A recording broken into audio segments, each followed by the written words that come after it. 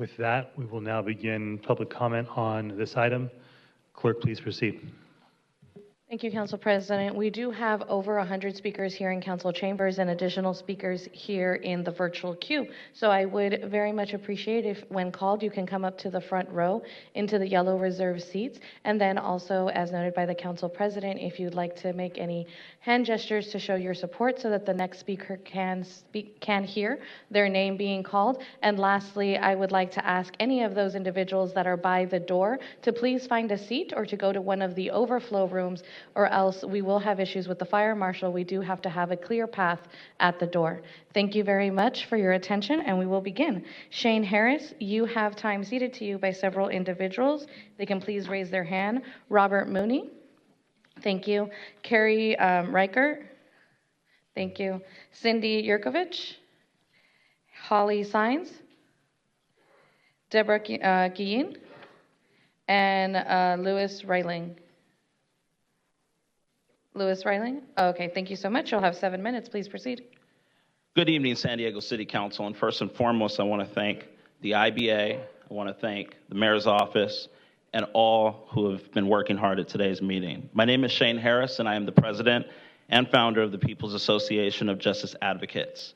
I want to be perfectly on point in regard to my opposition regarding item S400 before you today on the mayor's proposed lease between the city and the Kettner and Vine Creative House, LLC.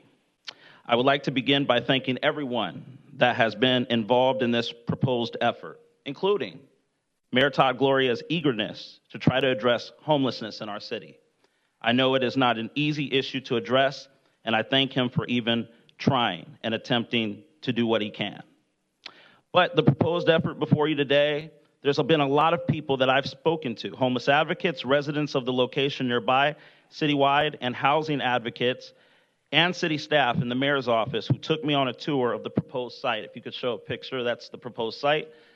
I had the opportunity, picture number 2, to tour the site, as you can see.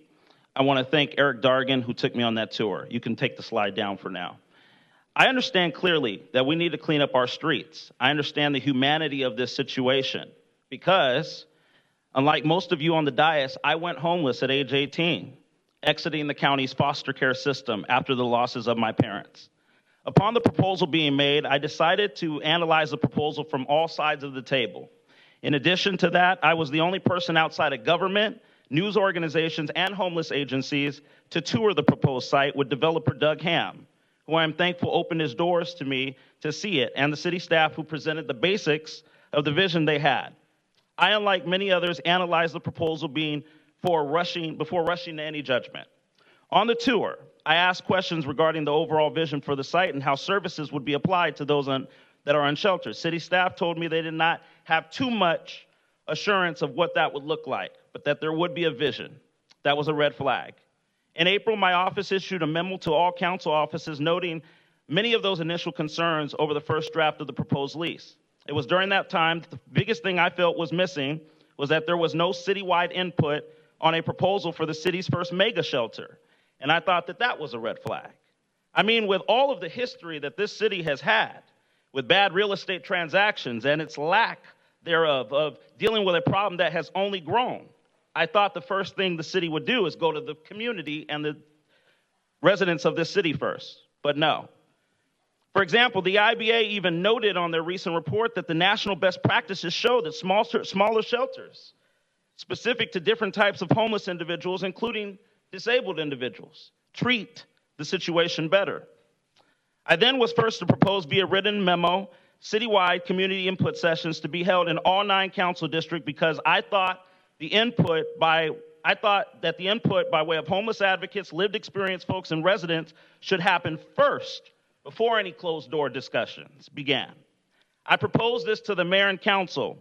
Nobody listened. Some council members told me it was the mayor's decision. So after doing so much work on this issue, analyzing this with my office, and looking at the issue, the item coming before you today, I cannot support the proposal for Kettner and Vine. I can't support the lease for reasons below. 1, the newly drafted lease shows that a term of 30 years is far beyond any lease comparable, as I noted on my first memo, for industrial space in the San Diego market and an initial term of 5 years. It misstates our values, 30 years, of what we say we're trying to do with decreasing street homelessness. 2, the proposed rental rate of $1.95 per square foot a month is substantially higher than the IBA's analysis, which places the average rental rate at $1.45 per square foot a month, meaning the city is paying 25% above market rate.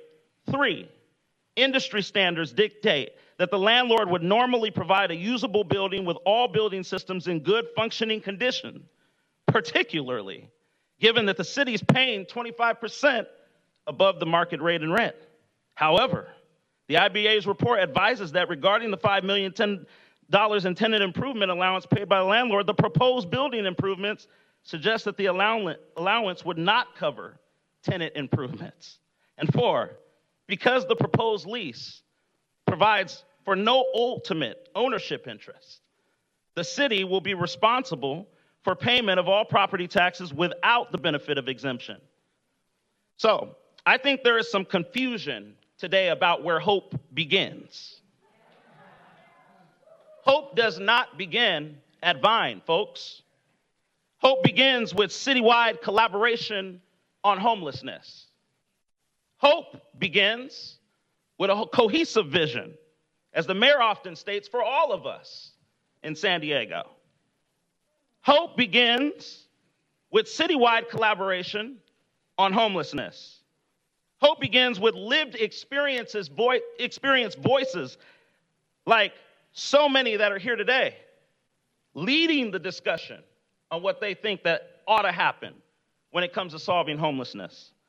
Hope begins with listening to hardworking taxpayers and residents who have a voice too and ought to be heard at the round table of discussion.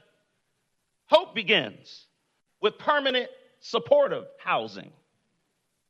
So, my hope today is that Joe LaCava, Jennifer Campbell, Stephen Whitburn, Mr. Foster, who I appreciated his comments earlier because he really gets this, Marnie Von Wilpert, Kent Lee, Raul Campillo, Shanila Rivera, I want it to be noted today, historically, because I know some will try to bring this back in the future. I'm going to note that I was formerly homeless.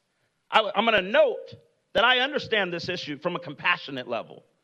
But I also understand that we got to be compassionate of the round table. Hope is not, my friends, at Kettner and Vine. I hope that you redefine what hope truly looks like and lead our city forward with that vision, because I believe that hope is with the people. Thank you. Next is Betsy Brennan. And if I can ask the following individuals to please come up to the yellow reserve seats: Larry Webb, Stephen Abbott, Josh Culver, Peter Comiskey, Lori Saldana, and Ravi Da Silva. If you can please come up to the yellow reserve seats. Betsy, you have time seated to you. If they can please raise their hand. Josh Coyne and David Roger. No, my apologies, just Josh Coyne. 2 minutes. I never like following my friend, Shane Harris, but I will today. Good afternoon, Council President and Council members. My name is Betsy Brennan, President and CEO of the Downtown San Diego Partnership, here to express our support for additional shelter expansion at the proposed Hope at Vine campus. The Downtown Partnership supports Hope at Vine because it offers a solutions-based, oriented, human-centered, and compassionate approach to addressing homelessness in our community. New shelters are vital lifelines that provide safe spaces for individuals to access the services in our community that we need. And we have seen firsthand through our outreach to clients that the need for shelter outpaces current supply. By supporting these shelters, we invest in solutions that uplift our most vulnerable neighbors and enhance our community's overall well-being. We are optimistic that this location can allow service providers to do what we are passionate about, which is to provide hope and equip individuals with the tools they need to rebuild their lives. As a community, we face the challenge of homelessness together. Together, we can do this as a city and as a community.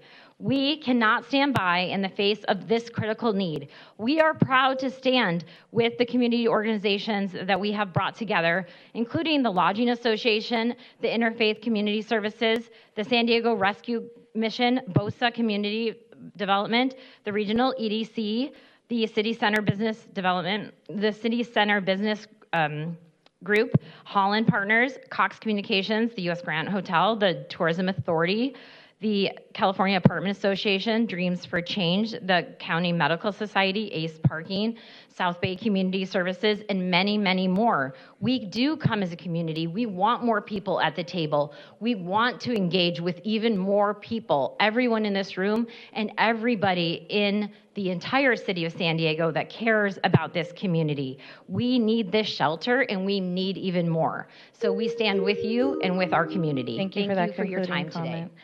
Larry Webb.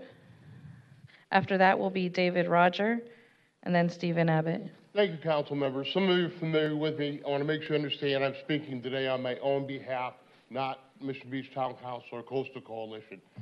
I'm asking you to please not sign off on this questionable facility. There's just simply too many questions that have been raised, and these questions just don't come from one source. It's the IBA, the city attorney, many homeless advocates, the Union Tribune editorial staff, the Taxpayers Association, and thousands of San Diego residents have all raised valid questions as to why this project should not move forward. A 30-year commitment, that's a long time. Do we need a facility for the next 30 years? I thought we were trying to get rid of the crisis. We shouldn't go forward with this many questions. This proposal at its best needs much more scrutiny in the light of day. Sunshine does disinfect. Our grandchildren, my grandchildren, yours, will end up paying for this. Thank you for This that is a concluding legacy remark. you want to leave. Your time has carry with you on concluded. your Thank you. political- David Roger. I know a minute goes quickly, but I do have to be fair to all speakers, so please stay to the limited time. Thank you, City Council. We all discussed earlier the ruling on Boise, and the Oregon Bend has overthrown the actual need for having beds to take people off the street. Here's another instance. This is short-term thinking for a long-term problem, and the city needs to look at the big picture, not the one to try and remove people from the street. Now, I'm also blown away is that the downtown partners listed a whole bunch of people that said that they backed this and not heard the IBA's assessment of how the city is going to get laid away like other property deals that they've done in the past, and this whole thing needs to go away. Thank you. Next is Stephen.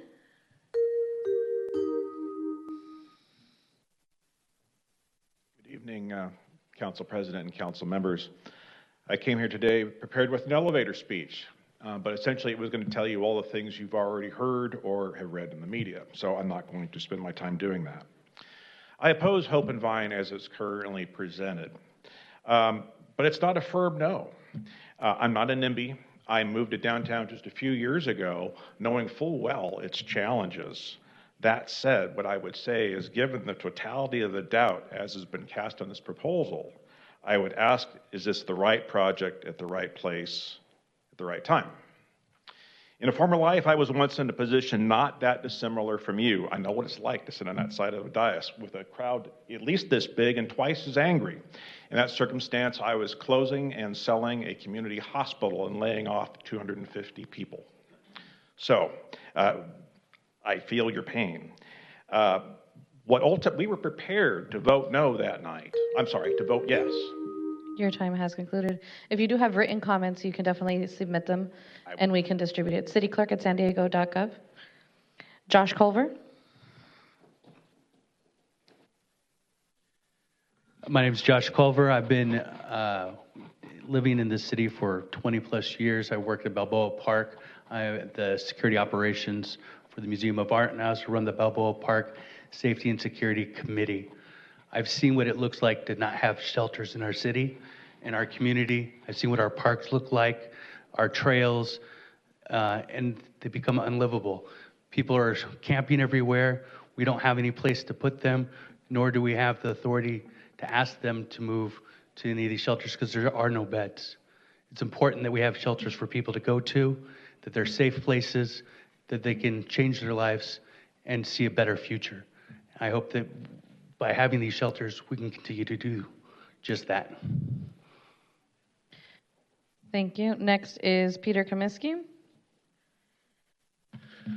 Good evening, Council President and members of the Council. My name is Peter Kaminsky from the Balboa Park Cultural Partnership. We know, we've heard, we keep hearing that San Diego faces this serious the homeless crisis. Communities in every area and every neighbourhood of our region are involved. The need for multiple solutions across the city that focus on a myriad of solutions should be encouraged. Part of the solution, achieved after extensive discussions, and we've heard about it tonight, was to facilitate the safe sleeping area in Lot O.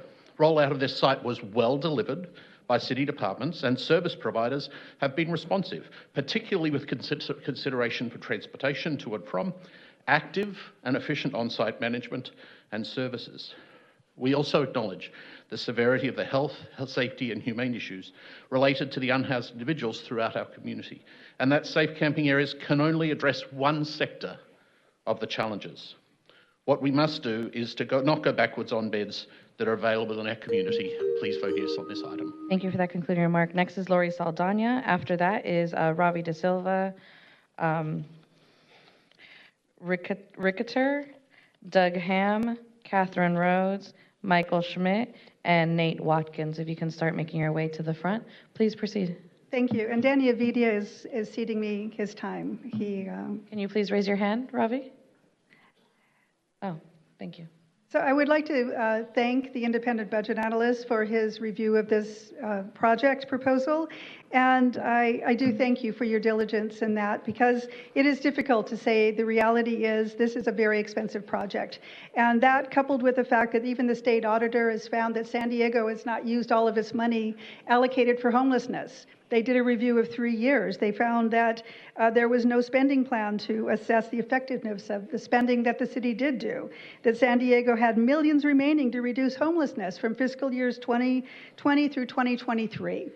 There are so many questions about this, and so I really appreciate the independent budget analyst bringing those forward. Is that the first minute? Because this is a policy question. And unfortunately, we have these signs being shown that make this seem like a political rally of some kind. When signs like this show up in the city hall, then they're not attributed to any source. It makes those of us who oppose this very upset. And so I'm just going to say, you have the wrong address. You have the wrong address. This is sounding more like 101 Ash Street, throwing good money after a bad building deal. And this is not hopeful. This is going down the same path. So the city has a lot of work to do and past spending years to assure the state of California and the federal government that the money you are being given is going to actually address and solve homelessness. And in the meantime, this is not a political rally, even though today the way the agenda was set up, the informational assessment, this long night, this is not politics, so these are people's lives. This is policy, and please consider it that way. Thank you. Thank you. Next is Ravi. Hi, good evening.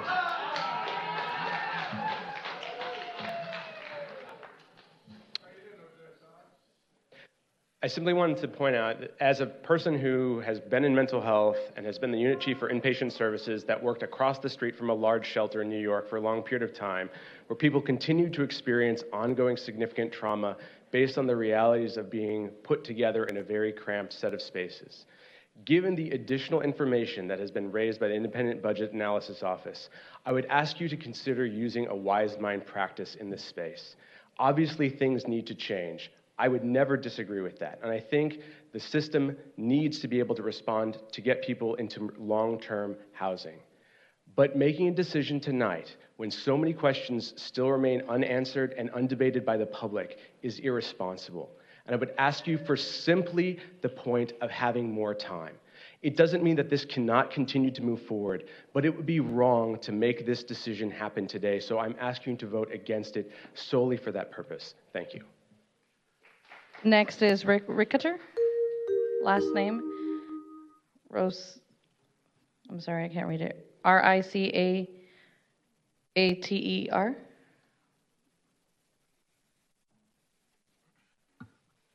If you can go to the taller mic, yeah. Hello, good evening. My name is Robert Richter. I'm speaking in opposition to the mega shelter. I live here in downtown and own 2 businesses on Kettner Boulevard, just blocks away from the Kettner shelter. I want to first say that myself and probably everyone here are in strong support of a practical solution to our homelessness issue, but this is not practical. Being at my office on Kettner Boulevard every day for the last 5 years, I've had the opportunity to observe a few things. One, Kettner Boulevard is a fast-paced 4-lane street where cars consistently speed at 50, 60 miles per hour. What will happen when we put a 1,000-person shelter on that busy road? The spill out of transients onto that street will be devastating. 2, I already deal with dozens of homeless transients on a weekly basis. Some are friendly, but unfortunately some are not. And there lies a big issue. We are not dealing solely with homeless families that need a place to sleep. We're dealing with homeless with mental health issues, homeless with drug problems. And unfortunately, some of those people will come to this shelter, utilize the resources, and then spill out onto the streets and neighborhoods around them. I sincerely request that we look at more practical solutions to this very important issue. Thank you for that concluding remark. Doug Ham?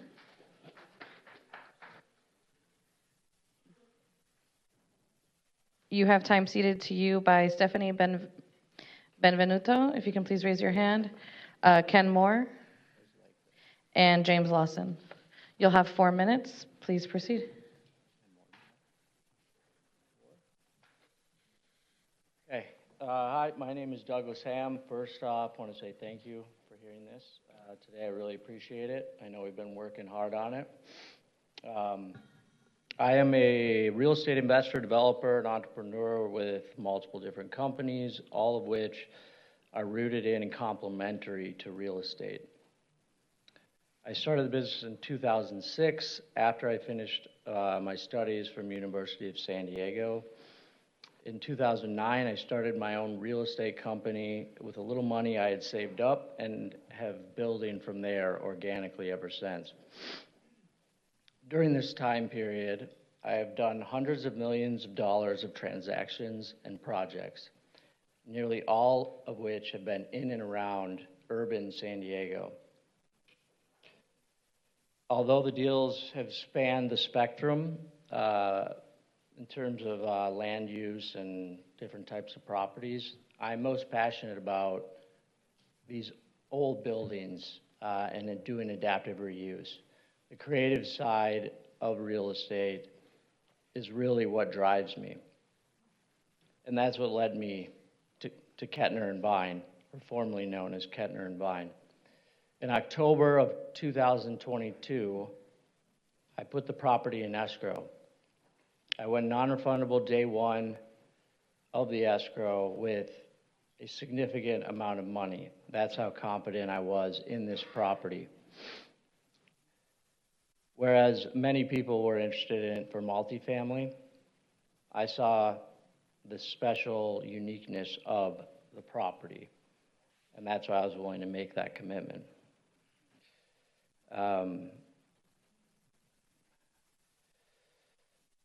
The property is not a commodity, as many properties are. It's one of one property, given its many unique attributes for a property just blocks from downtown. It's a large and fully vacant standalone building, vast outdoor areas, private on-site surface parking, 2 distinct levels, but with both at grade, which is hugely advantageous for functionality. Multiple separate spaces in a combined setting. It spans over an entire city block with a total of 6 corners and very high visibility on one, and complete privacy and a sanctuary feeling on the other. It is in the middle of everything and next to nothing. I've searched the entire city, and I'm fairly confident there's nothing even remotely similar. All these attributes make it ideal for retail, hospitality, experiential, and immersive concepts similar to Van Gogh and Del Mar, entertainment, music, fitness, paddle companies, rock climbing, and creative office and retail, quite frankly, which is what it was originally built for, save a portion of the printing press. So this is precisely why, without even putting it on the market, I have received numerous offers and have negotiated at length with multiple parties ranging from $235 to $350 a square foot. And I would not be up here saying that if it were not 100% fact. I have no interest in doing anything other than what is ethical. 0 of these interested tenants are industrial users. Yes, people got fixated with the word warehouse, which apparently can only equal industrial. That's just not the reality. One of them, if you want to, can I get more time? No. If there's anyone in the public that's ceding you time. That's it.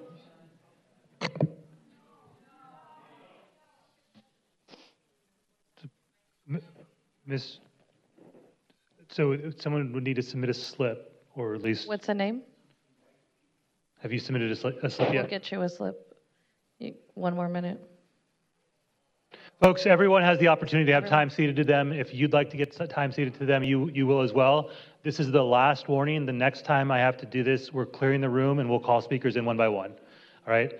We're playing the rules in the same way for everyone.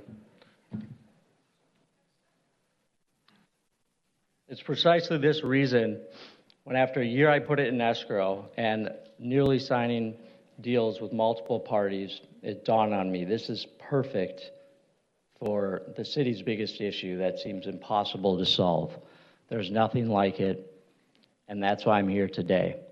It's been a long road, and I would not be here if I felt like you could go down the street or even across the city and find something like this. It just does not exist, and that is important.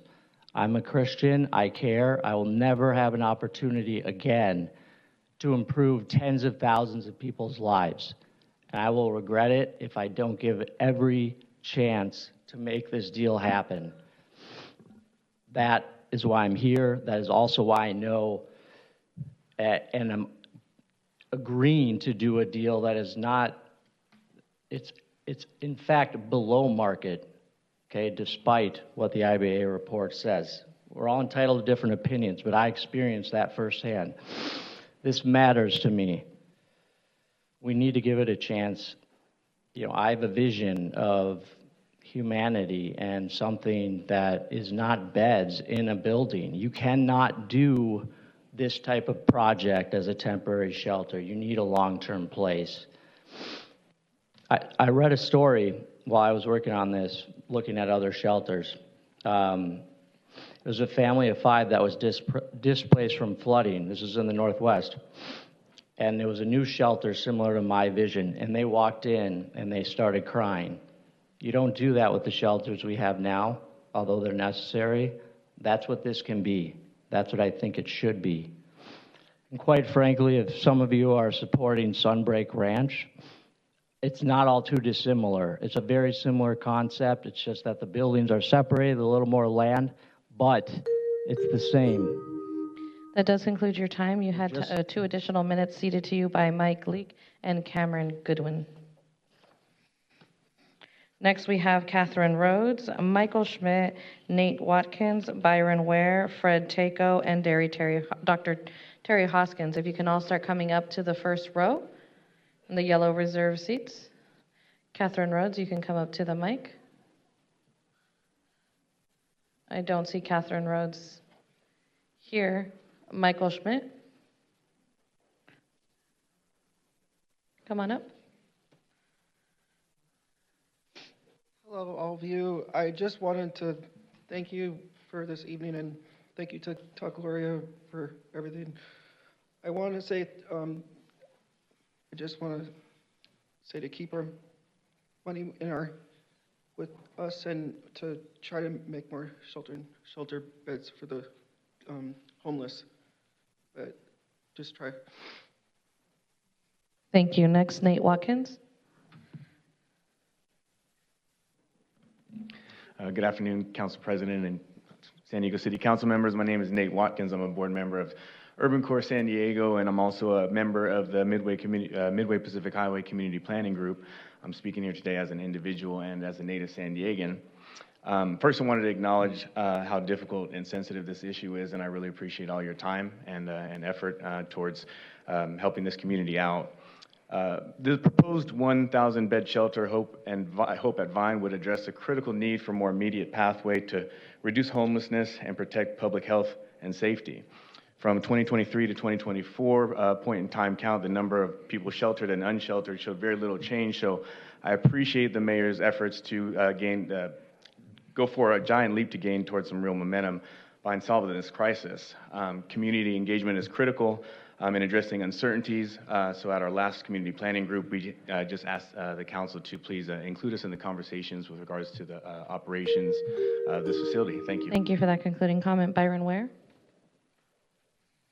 Good afternoon again, council members and council president. Byron Ware. I had the opportunity to serve 4 of my 7 years as the chair of the Land Use and Housing Committee, and I brought the homeless issue on that agenda for the first time ever over 25 years ago. I've been kind of dealing with bits and pieces of trying to cite these very incredible facilities, and they affect people, and we had a lot of opposition to them. One of the things I looked at, because I was in District 2, is the geography of where this is. Along that Pacific Highway corridor and with the Interstate 5 on one side and the airport at the other, the VVSD came to me with a $35,000 cafeteria remodel. I said, we don't own the site, we got to buy it. $1.8 million later, and over 300 beds today. These things are struggles, trying to locate it. Midway in that area took that shelter. They want to be involved in the process. And if this goes forward, I'm sure you're going to go out to the community and let them be involved in helping Thank you operate. for that concluding comment. Fred Taco. After that will be Dr. Terry Hoskins, then Daniela Lozado, Benjamin Nichols, Dr. Will Sang. If you can start, please, coming up to the front row, and Paul Cooper. Council President, members of the council, my name is Fred Taco with the San Diego County Lodging Association. On behalf of the association, we'd like to express our support for item S400. Last year, the hotel industry stood before you in support of the encampment ban. The proposed shelter will help fulfill the promise of that ordinance. Allowing individuals to languish in our streets is not a sign of a safe and welcoming city. It is not a place where anyone should be forced to live when there are viable alternatives. The item before you today will help those in need get access to the vital resources and support while improving on public safety, environmental health, and ensuring a path to stability for those that need it the most. Thank you. Next, Dr. Terry Hoskins.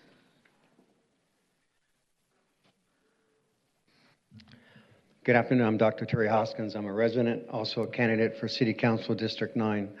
I'm also a member of the San Diego Taxpayer Association. I do agree with their recent watchdog memorandum they sent out, which calls for a delay in the consideration of this lease agreement at Kettner and Vine at the property. One, it doesn't align with the city's community action plan. If this is approved, let's just say it is, then what? Too many questions are out there. Is it going to have low barriers? Will sobriety be a requirement? There's no transparency, no community input, and again, too many unanswered questions. It's like a broken compass, as I said earlier, and destination is unknown. Please do not put the cart before the horse. Answer the questions first. Thank you. Next is Daniela Lozado. You have time ceded to you by Jessica Mello. If you can please raise your hand, you'll have 2 minutes. Please proceed. Hi, council members and President Rivera. So I am a resident in the Little Italy district here in San Diego. I've been here for 3 years, and I just want to tell you what I've been through in the last 3 years. I've been through a home invasion at 2 in the morning, which really messed with my, sorry, it's still hard today, but I feel that this project will not do anything because our complex has been affected by the homeless. We've had homeless people in our complex. I'm off a beach in Pacific, and it is the homeless situation is not doing well. I've been threatened with like words from homeless while walking my own dog on Waterfront Park. Sorry.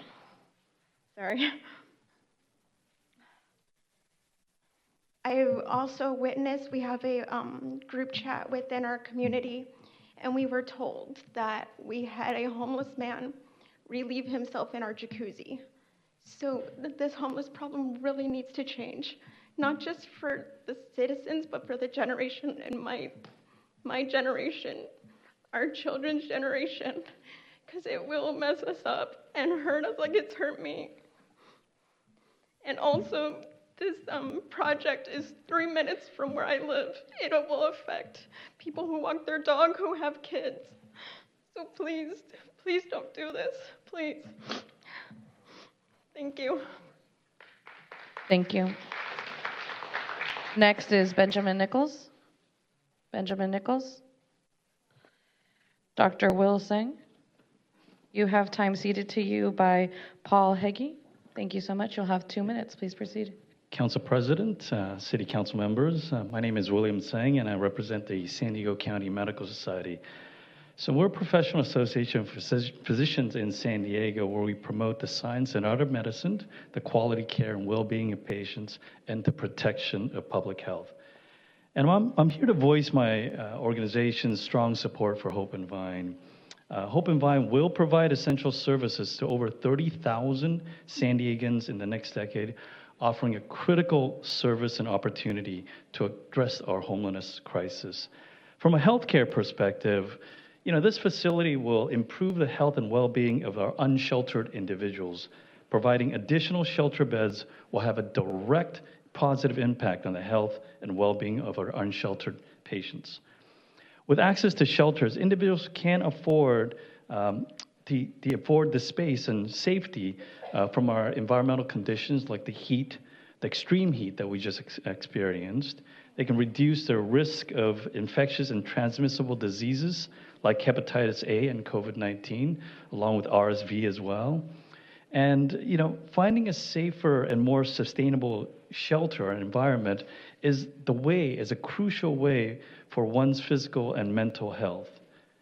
Having the shelter also facilitates access to essential services. Expanding shelter capacity will enable more individuals to access essential health services.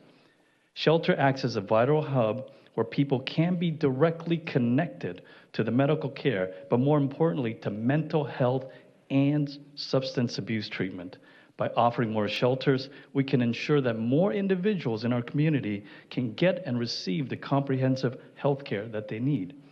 And lastly, reduction on the burden for healthcare and emergency services. Increasing sheltered beds will reduce the healthcare burden and lessen unnecessary Thank you for that concluding remark. Next, we have Paul Kruger.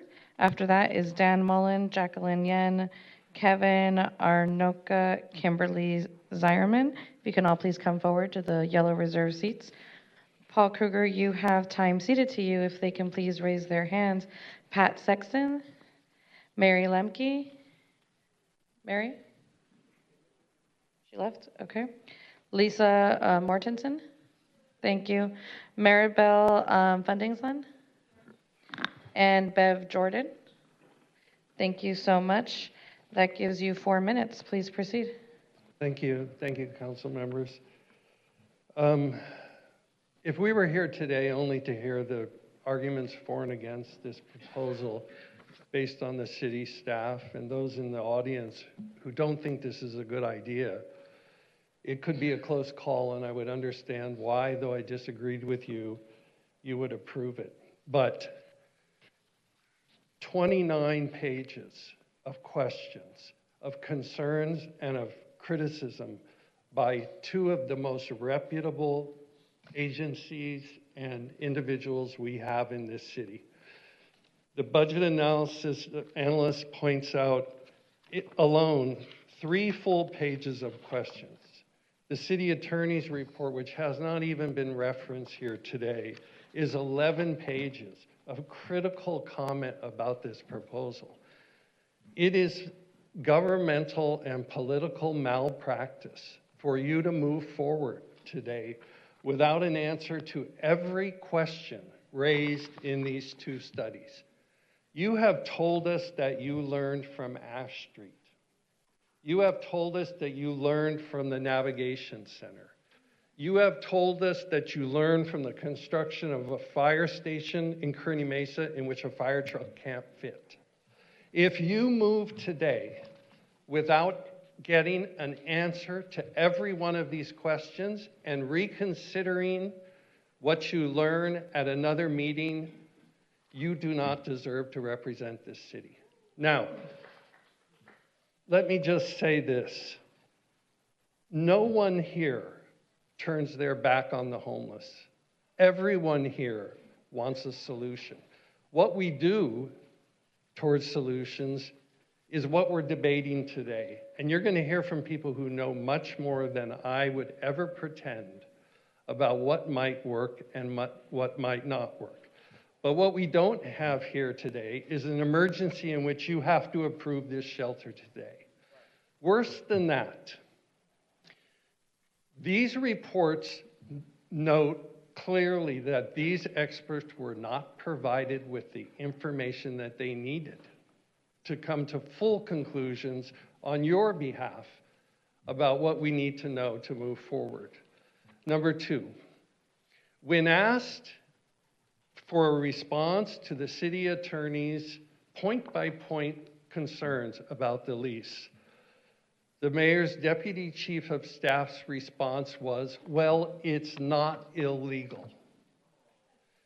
I don't understand how anyone in any position of influence in this city could respond to this report by saying it's not illegal. Number two, let me just spend the remaining time I have on the other issue, which is this to me is not about the lease, it's about the process. For 8 months, you have had the opportunity to listen to the community about this. For 8 months, you have not done so.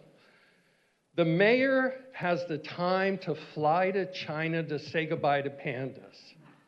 The mayor has the time to climb with a videographer the tower in Balboa Park to unfurl the gay pride flag. The mayor has the time to spend half the day in Balboa Park at a powwow. And the mayor does not have the time to meet with people in these communities who have a direct stake in what happens. The mayor does not have time to meet with people from lived experience advisors who know better than any of us what works and what doesn't work. We asked you 4 times we've come here when you've met in closed session to discuss this lease. 4 times we asked you, if the mayor's not going to have these public forums, then you need to do it. In the staff report today from your own department, it says that the impacted parties, the ones you need to talk to, are the homeless and every San Diegan. Those are the words. That's because we will all pay for this. We will all be responsible for the outcome.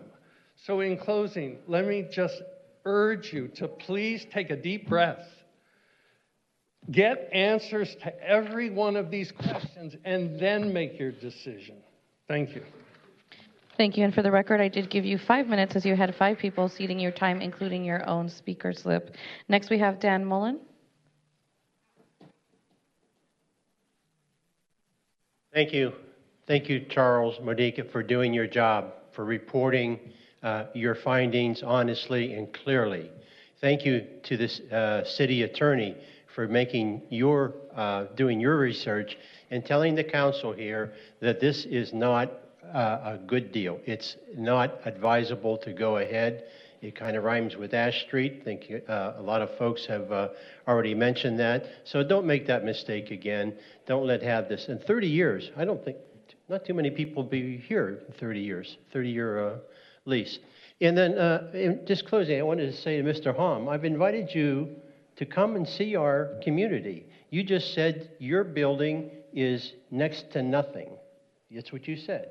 But it is. It is next to a huge community, And these are a lot of the people who would like to see you come and get familiar with us. And also for the councilman, I've invited every one of you to come down there. That does conclude your time. Next is Jacqueline Yen. Jacqueline, you have time ceded to you by Shannon Jones. Thank you so much. You'll have 2 minutes. Please proceed. Hi, thank you, City Council. We currently don't have 1,000 homeless people in Little Italy. Why are we bringing more homeless people to Little Italy? Where is the compassion to the residents of Little Italy? And what about healthcare? With an additional 1,000 homeless people, our ER will be over capacity to treat the general population. Have you thought about that yet? And then the shelter, are there going to be guidelines on who they accept? Are they going to be accepting people who are willing to get clean? Because from what I read, it's going to take in anyone, no questions asked. So that raises a big question. Will the mega shelter allow drug use or for the homeless to be in possession of drugs? And then what about homeless women and children? They're going to be unsafe sleeping so close in the same warehouse with other homeless, drug addicts, and people with mental illness. And then the showers, there's going to be no privacy for women and children. Being so close. Thank you. Next is Kevin Arnoka. After that, Kimberly Zierman, Clifford Wheeler, William Keith, and Connor Duncan, if you can start coming up. I had 6 other people who seated their. Okay, my staff will go get those speaker slips from you. You're Kevin? Yes, I'm Kevin. Okay, if the following individuals can please raise their hand. Arlene Hauser. Thank you. Jason Landau. Thank you. Yvonne Jones. Yvonne Jones is left? Okay. Where are you? Okay, thank you. Sorry. Elizabeth Webster. Thank you. And then also Lisa.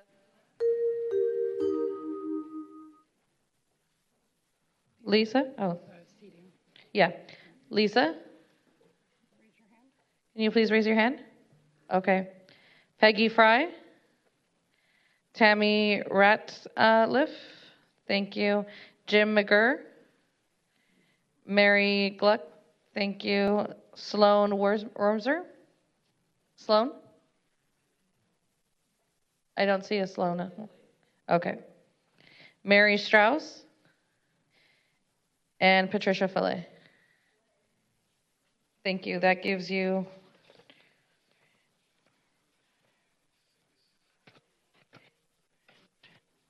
12 minutes. My name is Kevin Ono. I'm president of the San Diego Neighborhood Coalition. We represent neighborhoods in City Heights, Downtown, East Village, Hillcrest, Cortez, Little Italy, Marina District, North Park, Mission Hills, Mission Valley, University Heights, Bakers Hill, and Point Loma. We provided each council member with my statement. We've submitted over 300 petitions signed by residents in Little Italy and Mission Hills. Today, we have at least 50 business owners in Little Italy that have signed this opposing this shelter. We'll transcribe that and send it to you. Our issues of this, we're asking the city council to use common sense. Just use common sense. Common sense tells us do not pay 25% above the market rate for any property. Common sense tells us that the IBA, they don't have a skin in the game. They are just required to provide an analysis of what this is all about. Common sense tells us if the city attorney tells the council that this is a bad deal, you can probably trust what she's saying is true. This person, Mr. Ham, is going to make $900,000 per month just on rent. $900,000 per month. In 12 months, he's going to make $10 million. That's what the taxpayers are going to be responsible paying. If a person gets injured on his property, he don't cover it, the taxpayers cover it. The taxpayers is responsible for any liabilities. Mr. Helm made sure that he don't have to cover that. He's going to be paid $1.9 million per year to run this shelter, above what he's getting paid in rent. Mr. Helm is giving y'all a primate scheme. This is a scheme. That's all it is. It's a scheme to take advantage of our taxpayers. Guys, we already on the hook for $200 million on Ash Street. Why are you going to create another bad deal for the taxpayers? Our first-time home buyers program was cut because of this shelter. Mayor Gloria cut it out. He had to find a way to pay for the shelter. They also cut out programs that assist homeless people to pay for this shelter. This shelter is going to cost us $1.6 billion. Guys, it's only 65,000 square feet of space. How many of you guys have went out and looked at the shelter? What about you, Mr. Rivera? Have you went out and saw the shelter? Rivera, have you went out and saw the shelter? Well, I guess not. I think some of you guys need to go out and see that shelter. If they can get 500 people in that shelter, they'll be doing good. It's not that large. Most experts have said they do not recommend large mega shelters. They say, number one, there's a lot of mismanagement in these large shelters. Number two, as you get a lot of these people in these large shelters, they have more medical services that have to go to ERs. So the ERs costs go up 50%. The other thing that we need to be crucial of is that this shelter is not going to help homeless people. They don't even have funding in place to cover the shelter moving ahead. Now, the city staff, they came and gave y'all a good report, but have they identified the dollars? All they said, oh, we're going to have this available, but they have not identified any dollars. Our community, we care about homeless people. We would like to see a more viable program. Mayor Gloria, and to your and the city council, y'all haven't even given the community an opportunity to even be a part of the discussion. Do y'all think that's right? That these communities are affected by this mega shelter, that they shouldn't have a right to participate in the discussion? We have not even had that opportunity. That is plain wrong. So what we're saying to you guys, kill this dead horse now because it's dead. You don't need to have no more discussion. Get rid of it and then have an open discussion with the whole community and say, look, we want you to have a discussion with you so you can tell us how we can make it better. Because the ideas are in the community, guys. Mr. Lee, you are the chairman of the budget committee. You know a bad deal when you see a bad deal. This is a terrible deal. It's a terrible deal for the taxpayers. It's a terrible deal for the homeless people that need help. It's just a bad deal. Guys, thank you so much for your time. Thank you. The next speaker is Kimberly Zierman. Kimberly, you have time ceded to you by Betty Schumacher. Thank you, and Hank Hammersmith. Hank? Good evening. My name's Kimberly. I'm sorry, I don't see Hank. Sorry. Then you'll have 2 minutes. Okay. Please proceed. My name's Kimberly Zierman. I manage a commercial building in the neighborhood, about 2 blocks from this property. It's been in my family for 40 years. The pressure and anger you must feel in dealing with the things like deferred maintenance and trying to balance a budget based on decisions of prior councils must be great. I could see how it weighed on you during the first agenda item. By approving this lease for 30 plus years, you're creating the same pressure and burden for future councils. I urge you not to approve the lease. This unvetted project is far too costly. Beyond what has been addressed by the analysts, there are costs not yet that I've not heard addressed anywhere, and that is the cost to protect and improve the area, which is already largely ignored. The increased cost of trash and waste services and maintenance, the need for increased safety patrols, repairs to sidewalks and streets. Our tenants deal with issues related to these categories daily as it is. You've heard people address that with the population that's there now. We have compassion for the unhoused. We have firsthand experience with the struggles of those with mental illness and understand the value of those services in our own family. We recognize the need for solutions. We also have an obligation, though, to speak out for our tenants. We have a right to protect our investment in the community. Our tenants generate sales tax. We have paid millions in property taxes. The city cannot help those in desperate need without the collection of those taxes.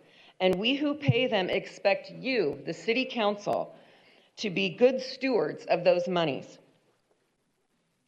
This lease and this project are untenable. It saddles future taxpayers, future council members with deep financial obligations, which may have no benefit to those who it seeks to help. It is too expensive, too experimental, and too unfair to all San Diego citizens, taxpayers, and the homeless alike.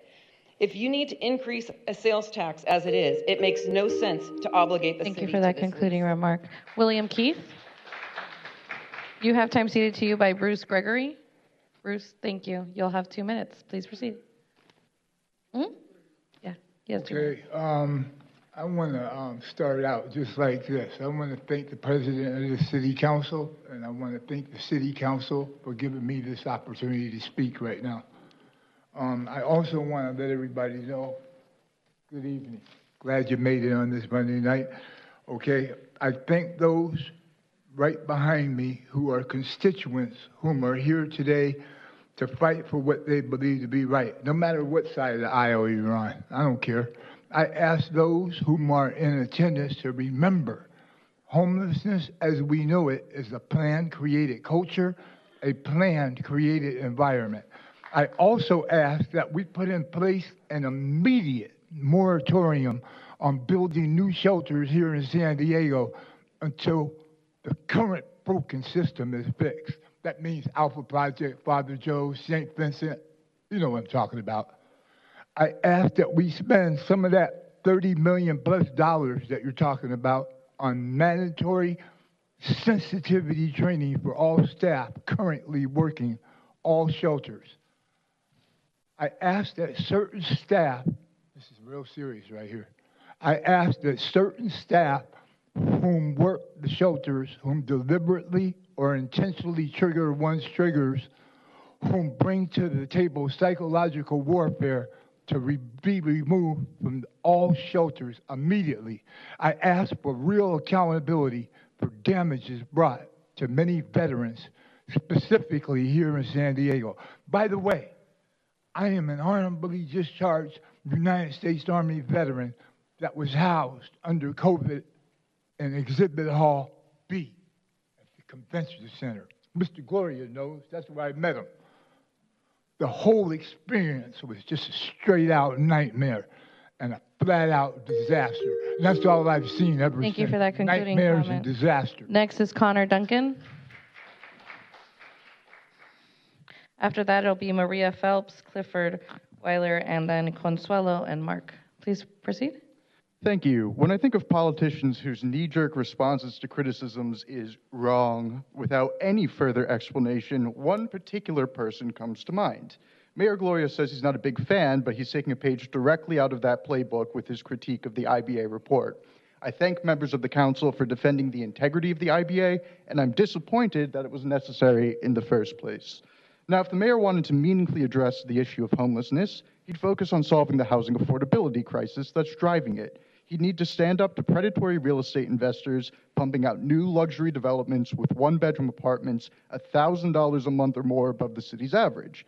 But it's hard for him to stand up to those people because they're the same ones lining the coffers of his re-election campaign. Having little faith that he'll change course, I'm instead imploring the council to follow the county's lead in putting some much-needed checks on companies like Blackstone, who are profiting at the expense of working and middle-class San Diegans. It's a less tangible solution than a mega shelter, but it will have a substantially greater impact in the long run. Thank you. Thank you for your comments. Next, Marla Phelps.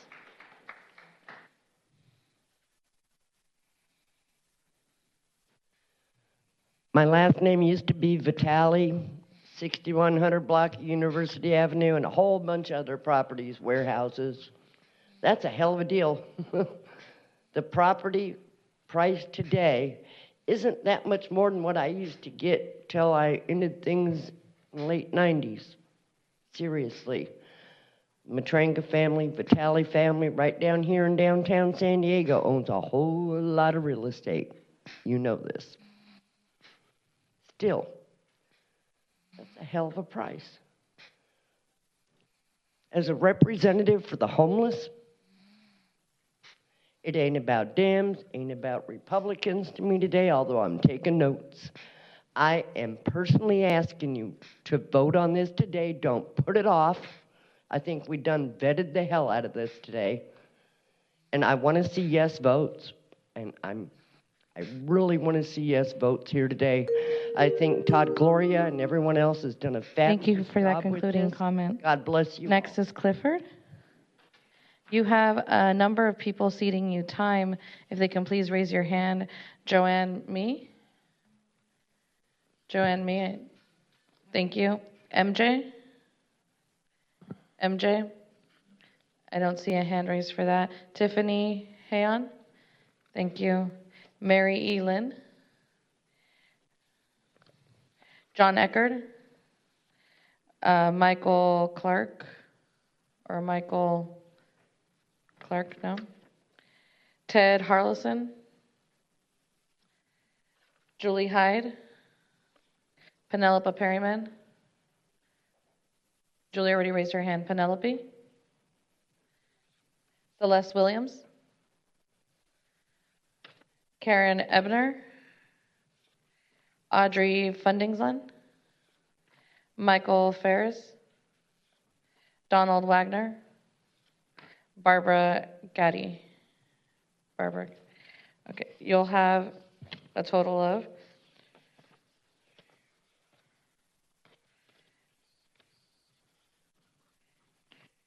10 minutes. Please proceed. Thank you.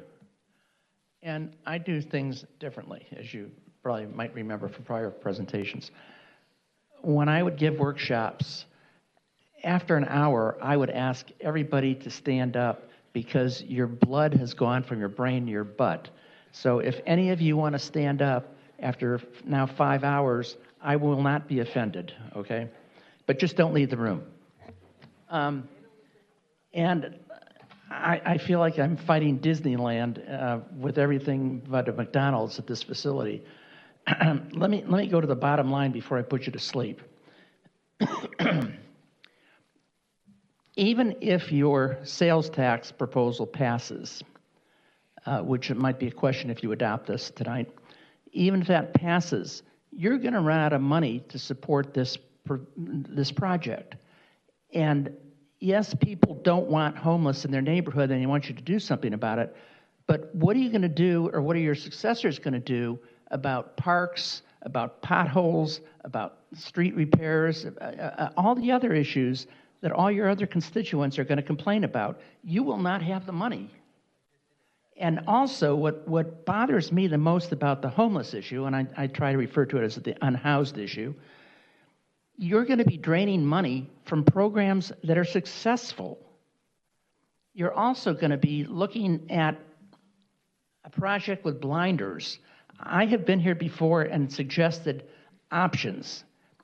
Maybe it's not your body that looks at options. Maybe it's supposed to be the mayor, because you're just a legislative body. You just receive and accept or reject. I like what the council president has said about providing money to people. That has been successful. For example, I think in Denver, Sunrise Ranch. If Bill Walton was here, he'd be arguing for that as a successful project. But let me mention something very realistic. You might be sitting up there thinking, how do I vote against the homeless, especially if I want to be reelected or move up, okay? And Ms. Jordan, I'm sorry to put you on the spot. One option, so that you have more time, and this is just the opposite of what the prior speaker said, one option that you have is to consider the other options, take more time, do more due diligence, and here's the method to do it. you make a motion to table, so you don't have to vote against this if you want to delay it and consider other options. And the reason why I mention you, Ms. Jordan, is because I don't have my Robert's rules, so I don't know, but I think a motion to table might take precedence over everything else. So good luck to you. Now, having said that, let me get to my script. I am still Clifford Weiler. I had not intended to be here again since I already spoke on this 6 or so times. But when I read the staff report, I was so aggravated I wanted to respond to that piece of advocacy. Even though I know that if a tribunal or panel is going your way, you just sit down and shut up. And that would seem to apply here, given the IBA report, the city attorney's report, and the comments by the CEO of the Regional Task Force on Homelessness, who might now be fired or reassigned because she disagreed with Mayor Gloria. I am also a supporter of the principle, talk less and say more, even though 10 people have given me time. Today I am violating both of those approaches. So thank you all who succeeded your time to me. I greatly appreciate that, and I'll try to make it worthwhile. First, there are issues of transparency and honesty. There will be many persons here tonight that might blame you as council members for lack of transparency. My belief is that anger is misdirected. In our strong mayor form of government, it is the mayor's obligation to bring matters forward and involve the public. The city council is a legislative body which is allowed by the Brown Act, and don't throw anything at me, which is allowed by the Brown Act to meet in closed session to discuss real property negotiations and then approve or disapprove what the mayor presents to the council. Unfortunately, the mayor has come forward with just this one proposal. And despite the fact that they said they've considered other projects, this is what you're left with tonight. Here, the staff report misrepresents what the mayor did to involve the communities. The staff report at the last page on page 11 says under the heading key stakeholders and community outreach efforts, and then quote, specifically San Diegans' experience in homelessness as well as citizens of the city of San Diego, end of quote. You likely do not recall that on April 22, I gave you a handout at the end of that document about how the mayor's representative was providing misinformation about this aspect. Well, I told you so, and the misinformation continues. And now to you. The most applicable group of citizens is the Midway Pacific Highway Community Planning Group, since this project is in their territory. They had a meeting last Wednesday, but this was not on their agenda because they received no word the mayor was going to the council today. They were able to discuss and act on this through an exception in the Brown Act. Yes, I was there. They determined they could not support, and I'm not a member of that group, I'm not representing them, but they determined they could not support this project because no one had come to them to explain how the facility would operate. Now let's talk about what the staff report says about the operations, given the continued misinformation provided by the mayor's office. At page 5 of the staff report, the section entitled The Vision uses the verb envision 3 times. Other characterizations use the terms such as desire, working to develop, will depend on, can, and has the capacity to include. Those terms are without any commitment, but are instead meaningless word salad and concepts which I also use whenever I buy a lotto ticket. And no, I have never won big. It does use the term would about the parking lot in that section's last sentence. Quote, would be used to accommodate the on-site staff, security, community partners, and providing services. Unquote. Note that does not include the vehicles owned by the homeless. Other details are missing from the operating realities. Will the kitchen serve one meal or more meals every day? And where will be sufficient space for that food to be stored before use or trashed afterwards? There are many other missing operational details, but I will not expand other than to say the schematic provided with the supporting materials is unrealistic and incomplete. For example, will there be enough room for storage of the personal belongings of the homeless that venture into this warehouse facility? And as I was walking over from the parking structure, it occurred to me the moniker is now Hope and Vine. Maybe the hope refers to Mayor Gloria's hope that he can figure out how to operate this. But let's not get caught in the trap of wearing blinders and failing to look at other options that would be more successful. The staff report at page 3 mentions a search of 19 properties. Did those include Sunrise Ranch, especially if you want to go big with success? And even if the annual project cost is $30 million, have you projected what that would cost per person? And that $30 million is likely an underestimate.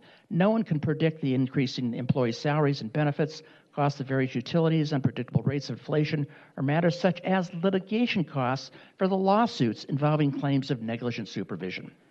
You deal with millions of dollars likely at every meeting, but if a couple hundred dollars were provided without strings, people could maintain their self-respect and not face eviction or lack of food. Denver has tried that. So instead of hiring a $100,000 consultant, just have one of your council aides call the Denver official and get the information on that type of program. And yes, there might be controversy about potential fraud, but how many government programs are really fraud-free? The last preventive method is analogous to what you do in your kitchen. By way of analogy, if you spill a drink on your countertop, it spills on the ground. What this project is trying to do is use a bunch of towels to clean up what's on the ground. But if you really want to stop the spill, you got to go to the top of the counter and use the towels on the top of the counter. That's called prevention. I need to address one more emotional issue aspect being used to support this project. Many homeless are dying on the streets. Every death is tragic. The question is whether this project would actually help prevent deaths that might occur regardless of the shelters. Some last questions from me, actually from all of us. Is there asbestos in the structure or I add toxins in the soil? Unless the answer is definitely no, then aren't you just repeating prior errors? Has an independent appraisal been completed for the rental lease? Oh, that's my timer. And most importantly, and I have not read the legal analysis, and I have not read the entirety of the lease, but one question I have, especially when you're going 30 years on an experimental project, do you have an escape clause in this lease? What if it's not working? What if you run out of money? You need an escape clause. Yes, it might cost money. It might be like liquidated damages, but you might need to get out of it. Thank you for that concluding remark. About Next tabling is this. Consuelo. Thank you. After that is Mark, then Paul Armstrong, Donnie D., Pauline Lucatero. If you can please come up to the front row. Consuelo, please proceed. So, friendly reminder, it was Mayor Faulkner who started the Convention Center Family Shelter. When Todd took it over, he kicked out our hardworking tax-paying citizens to house illegal asylum seekers. To hell with our local families. In short, this is and will, mark my words, not benefit the people of San Diego. It will once again put our own citizens once more on the back burner, struggling. They are receiving so much of our money for these crises. Reminder to my neighbors, they work only for the federal funds and not for the betterment of we, the taxpayers. It's getting bad, and it will only get worse if we continue to allow them to be reckless on our dime. They truly are spoiled federal funding whores. They have no details about the project because they have no plans to have it be successful. Pay attention. Next is Mark.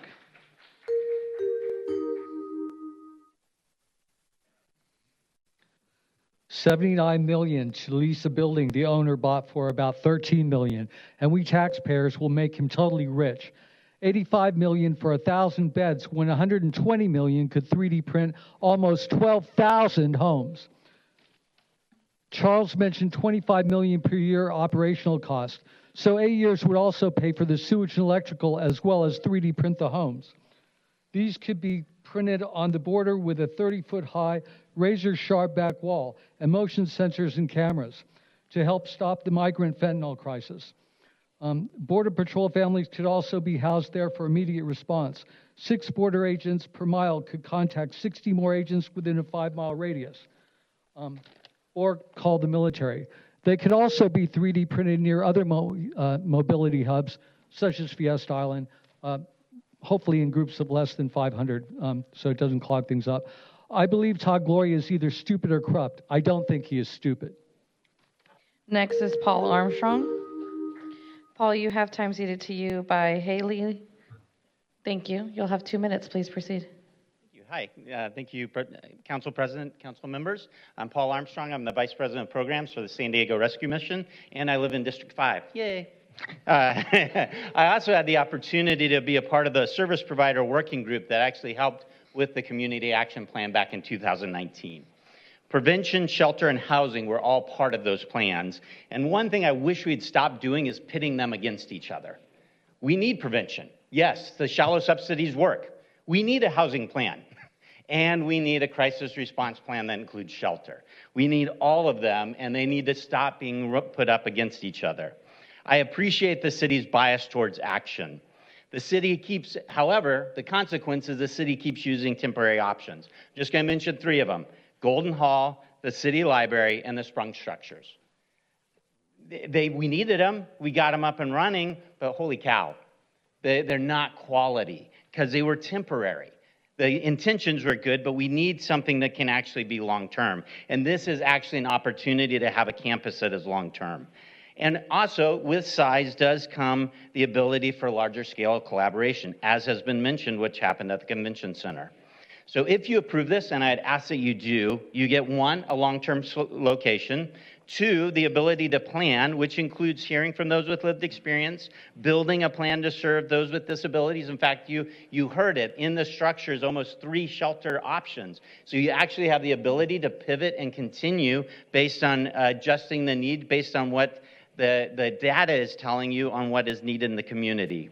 You can build in more intentional collaboration, and you'll actually have a major hub that coordinates with the city's diverse shelter portfolio, giving you an effective crisis response system. Thank you very much.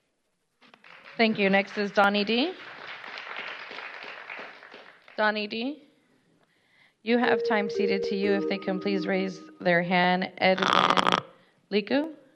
Thank you. Abigail. Thank you. Jasmine Ernest. Kayla, thank you, and Rebecca Phelps. She's gone.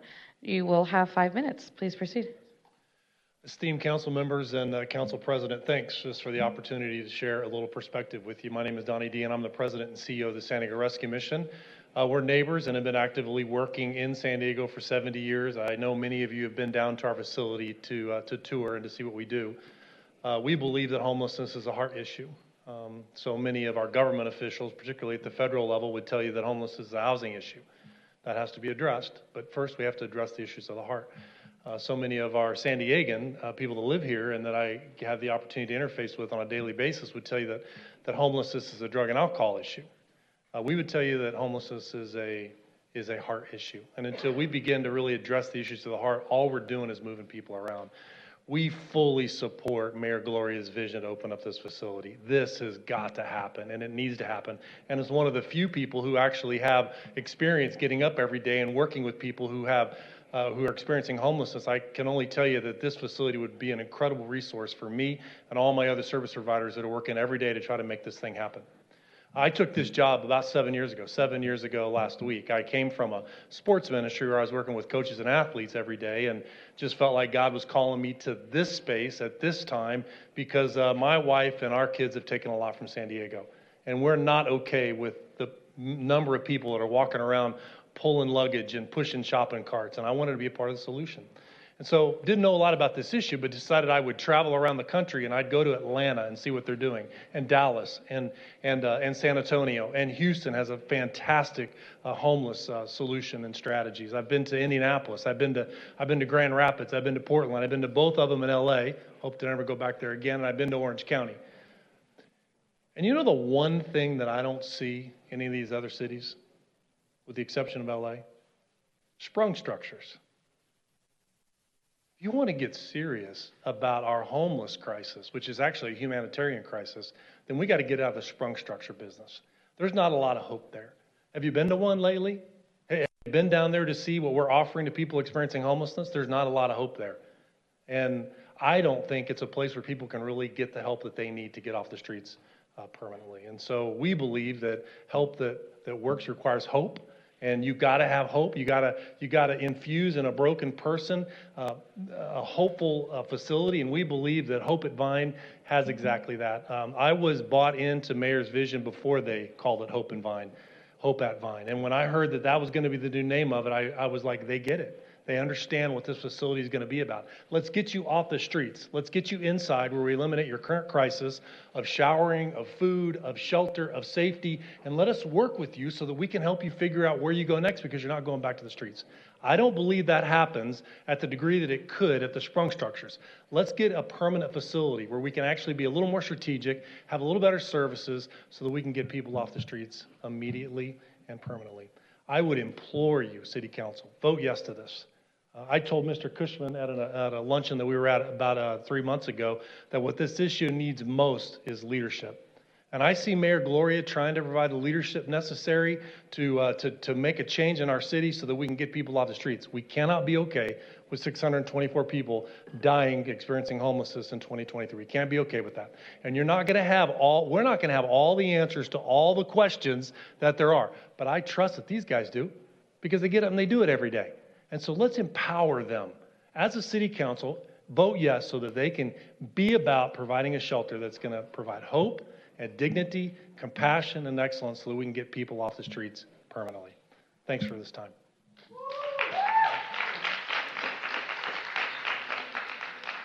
Next is Pauline Lucatero. Pauline. After that, it will be Imani Robinson, Donnie D., Sandy Miskowski, and Angel Alameri. If you can please come up to the front row.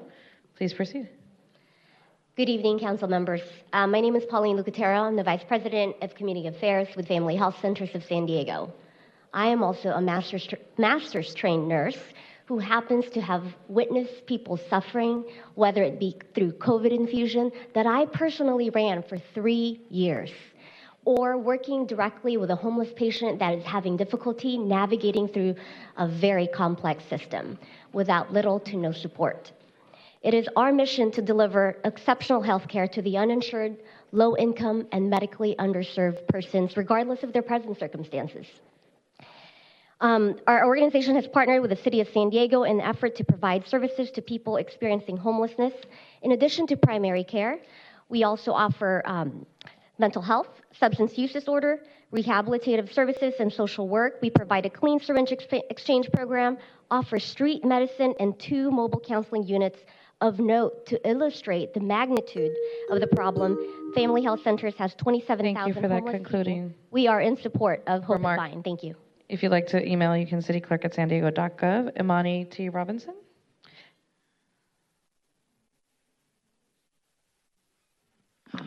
Thank you for allowing me to speak once again. For that timer.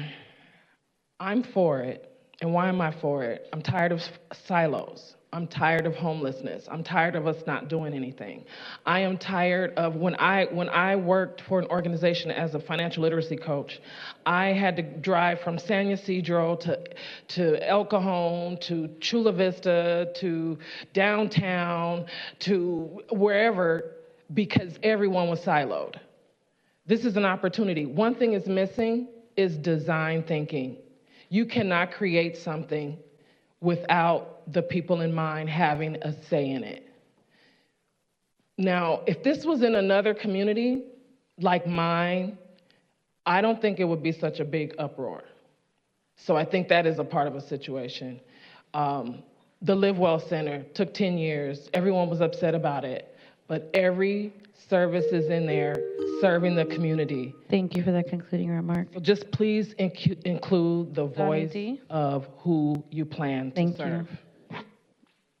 Dominic or Donnie D? DONMICDEE?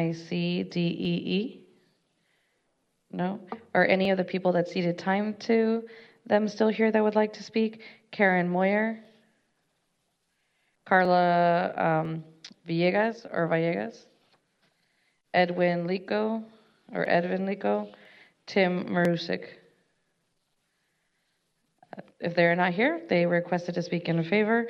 Next is Sandy Miskowski. You have time ceded to you by Phyllis Link. You'll have 2 minutes. Please proceed. Thank you. Good evening again. My name is Sandy Miskowski with Lived Experience Advisors. As I said earlier, I have lived in multiple shelter environments while homeless, including the mass shelter at the San Diego Convention Center during COVID. That shelter had exceptional services on site because it had exceptional funding from the pandemic. There's no way to replicate that funding. For context also, the Alpha section of that setup had 3 times the square footage of the space that will be at the Kettner and Vine facility, and it housed roughly 750 people at a time in 3 times the square footage. While I was at that shelter, I utilized all of the services there. Living there, I know that there is no amount of services, staff, or security to make the chaos of a mass shelter safe. It only takes a few bad roommates to make it bad for everyone. I feel especially afraid for anyone who will be forced to live in this overly dense mass shelter. While in congregate shelter, I cried, sleeping next to other women who, including LGBTQ plus women who were violently assaulted outside and had to sleep in the same room as their assailants. This is not safe for women. 3.5 years later in housing that was funded by Project HomeKey from COVID, I have been housed, and I am still struggling to recover from the PTSD and return to my pre-COVID job after the assaults I experienced in a mass congregate shelter. Living in congregate shelter changed my life, but not in a good way. I am also lucky to be alive. When a beautiful and brilliant woman had a psychotic break, at twice my size, she pinned me against the back wall in the bathroom by the neck. Choking the life out of me, I couldn't even scream. I was lucky another woman was in the bathroom and ran out and found somebody who could help. She saved my life. I know all of you, I know each and every one of you, as well as Mayor Gloria, care about our homeless neighbors. Thank you for that concluding remark. And we need a better plan than this shelter. Thank you. The next speakers, if I can please have you come forward. Angel Alamari, you come up to the microphone. After that, Joy Banks, Joy Sunyata, Tao Parzan, and then John Brady and Robert Michael Ibrahim Ahmed. Please proceed. Hello, everyone. As a case manager and a passionate advocate for individuals and families experiencing homelessness, I'm here today to express my unwavering support for the Hope at Vine campus and the addition of more shelter options to serve our unsheltered community. My name is Angel Alamari, and I have witnessed firsthand the transformative power of stable housing and supportive services for individuals experiencing homelessness. Having overcome my own battles with homelessness and addiction, I strive to be a beacon of hope for others in similar situations. I urge the City Council to vote for Hope at Vine because I believe it will provide essential shelters, options, and housing-ready support for those striving to overcome homelessness and maintain long-term housing. Without receiving housing-ready classes and support, the majority of people will fail and end up back on the streets after transitioning from living on the streets and canyons into housing. Hope at Vine represents an opportunity to change lives and provide a pathway to stability and healing. I implore you to join me in backing this crucial shelter. Thank you for that concluding remark. Together we can bring hope to those who need it most. Joy Banks.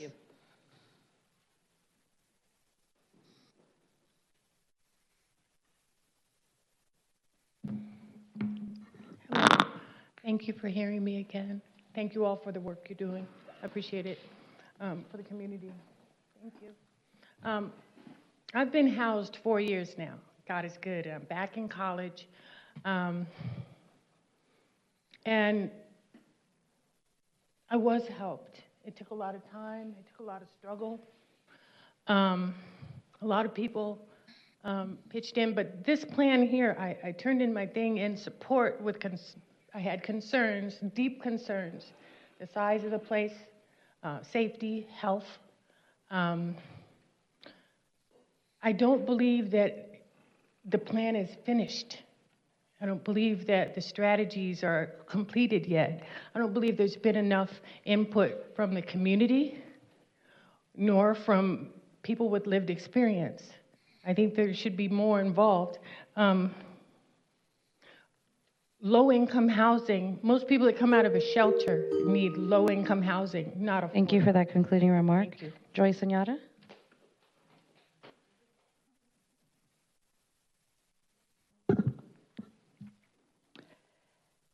Let's take a moment of silence for the over 600 homeless that died last year on our streets.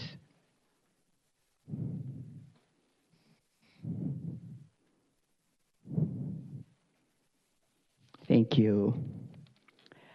I trust our coming together now. I trust that the right decision will come forward now. My personal decision is to give Hope at Vine a chance to save lives now. Thank you for listening, and love to all. It's been a great day. This is called life. Thank you. Next is Tao Parzan.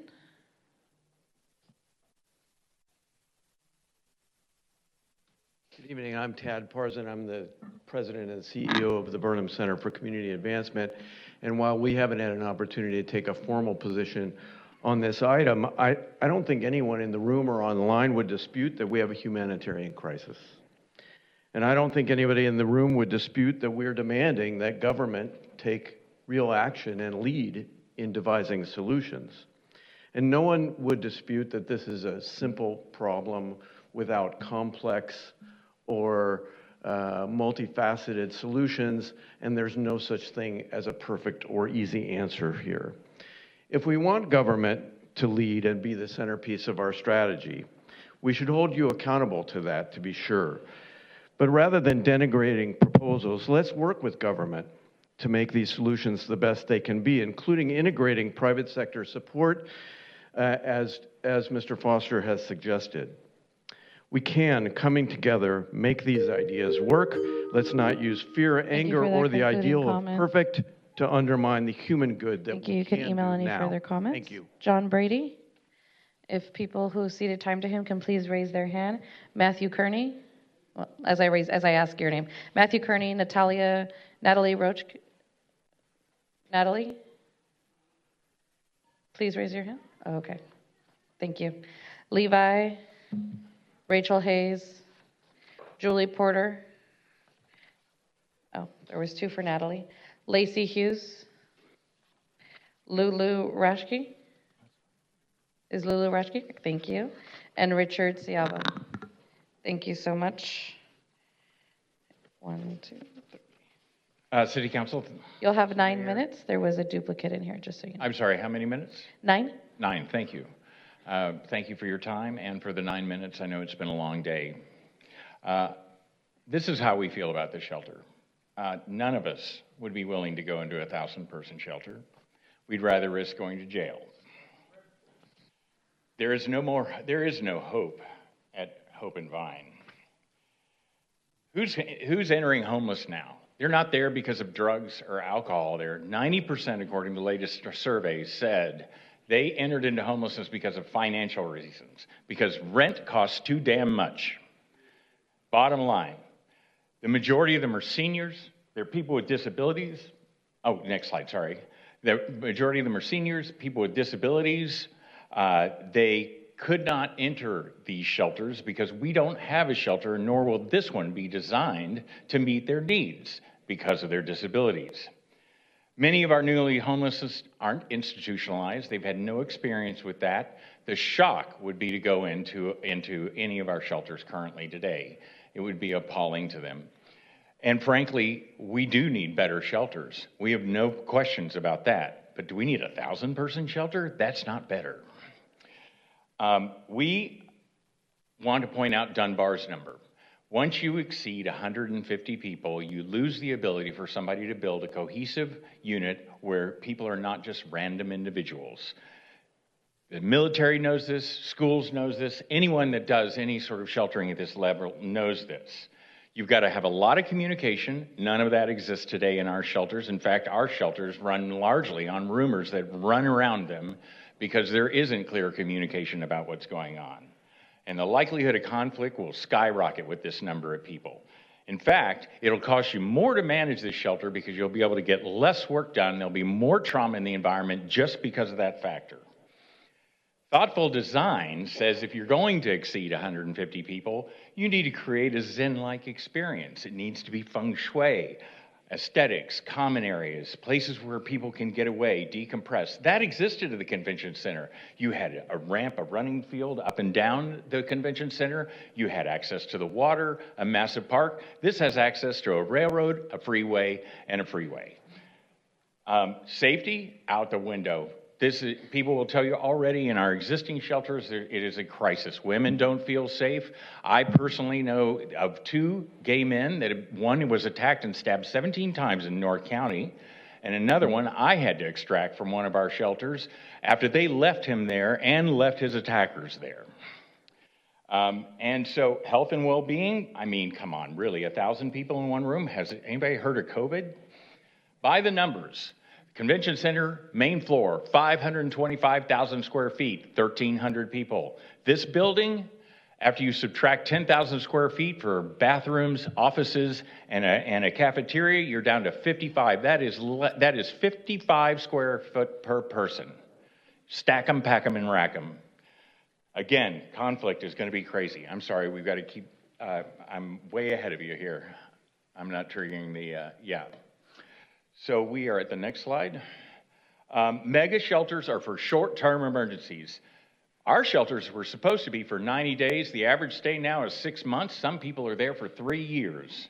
You try to be in a room, as planned, with 731 people suffering from challenges with mental health because they've been out there too long, and any number of issues, including just the trauma of being homelessness.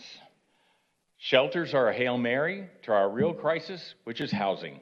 We're spending $60 million on shelters this year and $4 million on housing from our general fund. Our priorities are backwards. Shelters do not stop the trauma that leads to chronic homelessness. They will continue that trauma until they are in housing. We're not even designing this shelter to have 2 people or maybe 4 to a room or cubes or pods. There is just so much wrong with the current plan. I want to cover some incorrect statements and let some of the members speak. According to the recent survey, the 90% of the 3,000 people that were surveyed became homeless because of financial reasons, not drugs or alcohol. Drugs or alcohol are not the problem. They're the result of leaving people out there too long. People accepted shelter during COVID because they were starving. It was the only place to get a meal. Okay? And it was the luxury shelter, let me tell you. Let's take this money, subsidize rent for those that can't afford to get out of the shelters right now. Our shelters are in gridlock. This is not going to solve the gridlock. It will continue. We need to build housing for every San Diegan. So let's give cash aid to those that have got limited incomes, but not quite enough. Okay, let's get people out of shelters into housing. I want to allow a couple of members to speak. Natalie? I'm a mother of 4. I was offered one shelter in El Cajon. It wasn't a family shelter. There were other people that I would have to expose my children to. I felt safer in my van with private walls to deal with my trauma. And my children, I'm telling you, I would rather go to jail than put myself in a shelter. I'm Julie Porter. I became homeless because I was deserted. I was deserted by my husband at 25 years and I had nowhere to go. Yes, I turned to alcohol to dull the pain. I do not see the answer in a 1,000-bed shelter. It would drive me nuts. I would rather stay outside in the dirt. Thank you, Julie. Speaking of driving me nuts, many of you guys know that I'm not on the front lines anymore, and part of the reason why is because it was driving me nuts. It is incredibly hard. This kind of project is going to need roughly 300 staff. When you can't have video, you are putting a lot on those staff to be able to keep the situation safe. And I'll tell you right now, if you can't show up and you can't be there for somebody who needed you to witness something, it is very hard to sleep at night. And we have a behavioral health worker shortage here in San Diego. We can't afford our rent, and so I think that's something to consider. Thank you.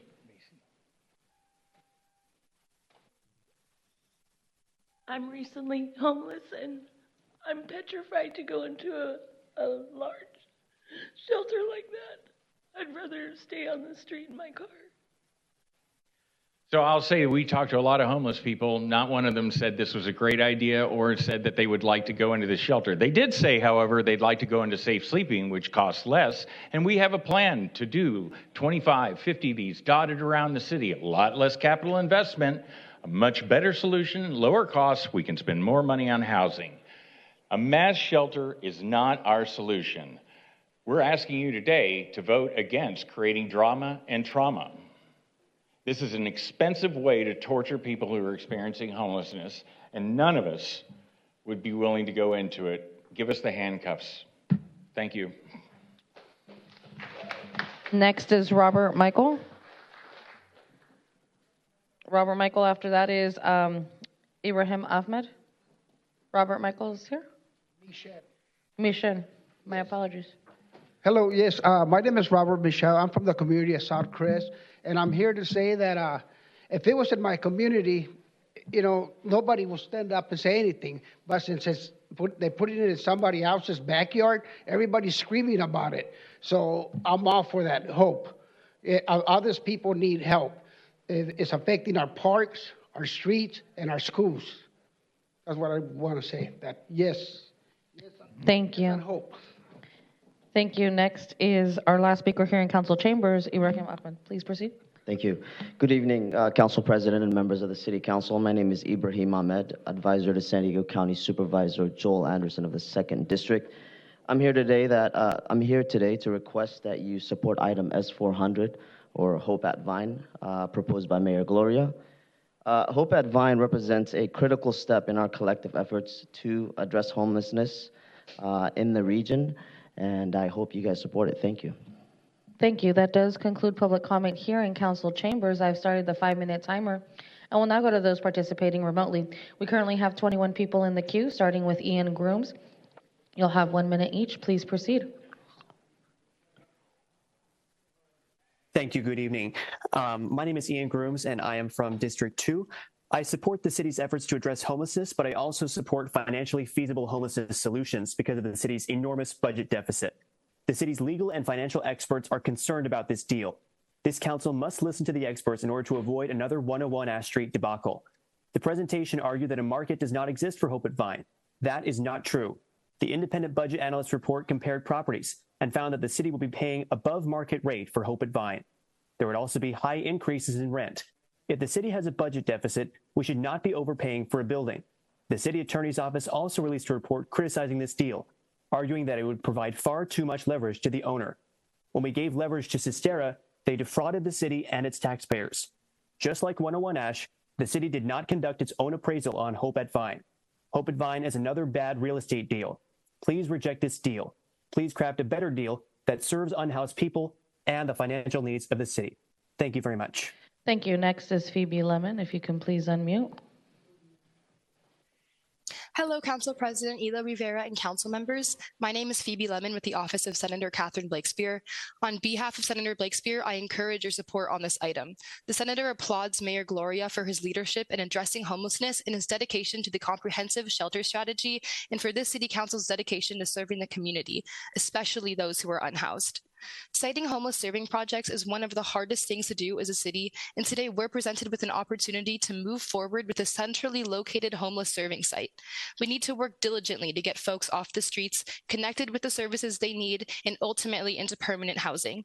This project would be transformational for so many. Senator Blakespear strongly supports the Hope at Vine campus. Thank you. Thank you. Next is phone number ending in 1415. If you can please unmute.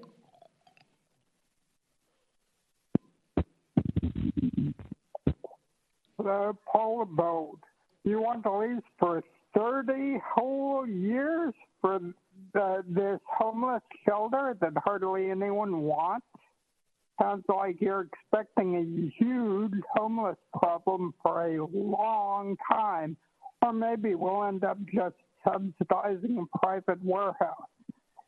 And I find it disgusting, if not actionable, that San Diego violated the state reporting law, probably part of the $24 billion that they couldn't account for. And no plan is in place, a conceptual thing only, and there's no financing for 30 years in place either.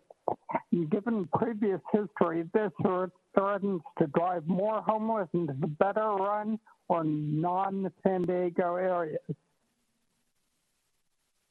Almost everything they tell us. Thank you. That concludes your time. Andrew Hollingworth, if you can please unmute. Thank you.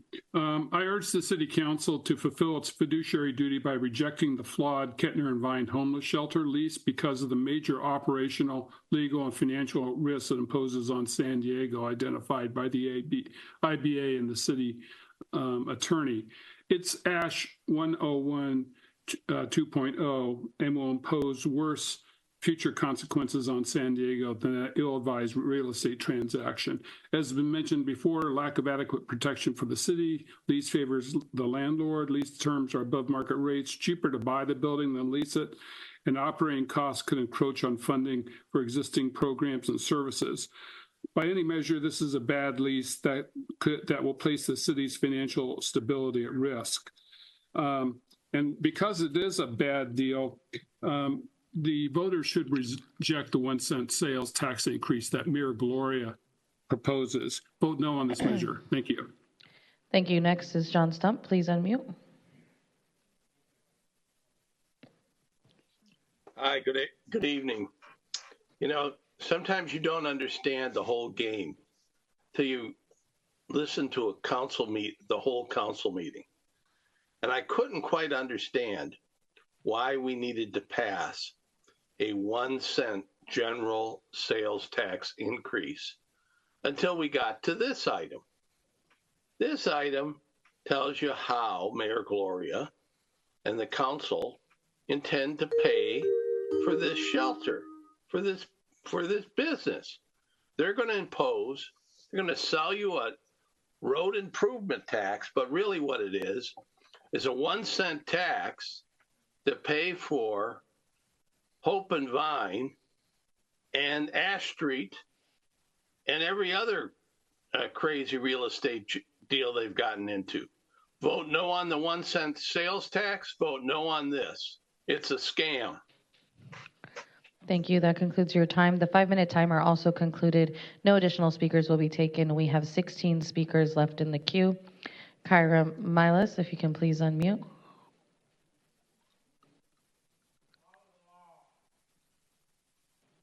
Kyra, you are unmuted, but we don't hear you here. There you go. Can you hear me? Okay, great. My name is Kira Milas. I'm a licensed marriage and family therapist, and I work for a county contracted organization that serves homeless adults and adults at risk of homelessness in the downtown area. I would like to voice my support for the proposed shelter and resource campus under consideration today, though by no means is this the solution to the housing crisis. It's a vital step in the right direction. We need short-term solutions as badly as we need the long-term solutions like homelessness prevention and affordable housing. This is particularly urgent as demand for shelter beds continues to far exceed the current availability. There's nowhere else for these individuals to go. Instead, they sleep on the streets, under no camping signs, and overwhelm hospitals and jails. By offering a structured and supportive setting, this shelter will provide a viable alternative to living in unsafe and inadequate conditions. I firmly believe that the approval and timely implementation of this project will significantly benefit the community and those in need. I urge the City Council to approve the proposed lease and support this initiative. Thank you. Thank you. Next is Sally, if you can please unmute. Thank you. Hi, this is Sally Small from D4, Emerald Hills. My answer is no, no, no, no. Looking at it from any direction, you're talking about trauma and trauma and trauma for these size things. Then you have the real estate acquisition, rental versus ownership, big price difference. The property owner is the one who reached out to us. Isn't that suspicious? But, you know, I don't know. No notice, no RFP. The difference with the money that they need for improvements means taking away money from affordable housing and CDBG funds. The long-term cost of this and the funding of this is not a good deal, to say the least.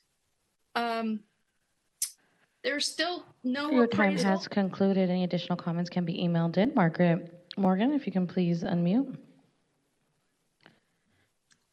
Hi, yes. Can you hear me? Yes, please proceed. Great. My name is Margaret Morgan, and I live in the San Diego City Council District 2. I support the vision of Hope at Vine Campus on Kettner Boulevard in Middletown, as it will quickly increase the amount of safe places for those in our community with urgent shelter needs right now, as well as offer case management, employment training, and other supportive services. You've heard from many experts in the field, counselors, a doctor came. We understand that this is a program that's going to work. There's a lot of misinformation and really outright lies said about this program that it's not true. So please review the proposal. It's a good proposal. Please vote yes. And it's just, it cannot get better than this awesome program.